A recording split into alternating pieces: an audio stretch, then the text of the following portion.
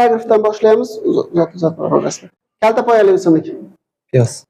Mirzateriya uzunligi. 20-25 metr. Ko'tarilib o'suvchi o'simlik. Sibarga.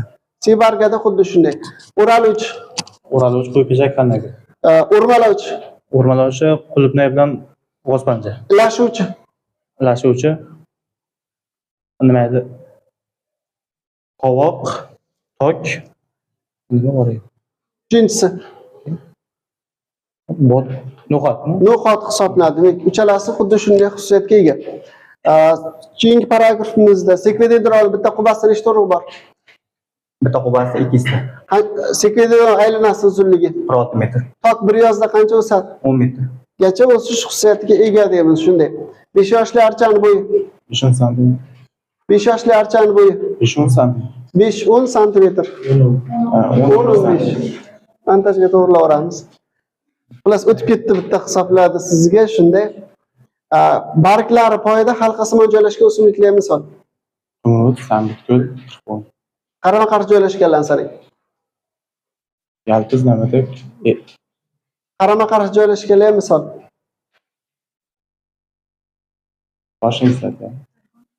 Rayhon deyishyapti. Rayhon, yalpiz, chinniviz, registrum, dastan, dalacha, kuyut, namunat, kampish.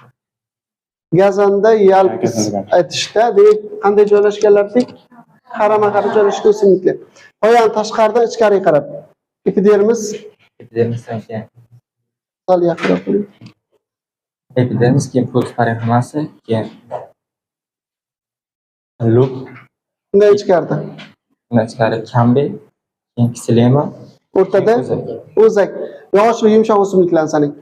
chinor, Yog'ochli yumshoq o'simliklar misol.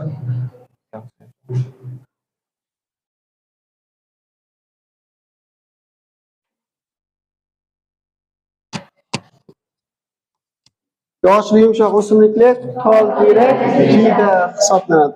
Bu degan hujayra nima deyiladi? Kambi hujayralar. Kambi hujayralar kislemaga ko'p hujayra beradimi, floemaga? Kislema, ya'ni yog'ochlik tomonga ko'proq hujayralar berish xususiyatiga ega bo'ladi. Shunday. Demak, bizga aytib berasiz, qarama-qarshi barglari poyida qarama-qarshi joylashgan o'simliklar misol. Yalpiz, gulsafsar,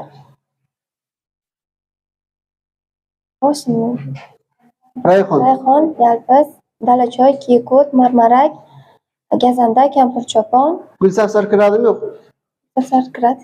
Kiradi deyapti. Bering, bu tomonga bering, gaplashamiz keyin.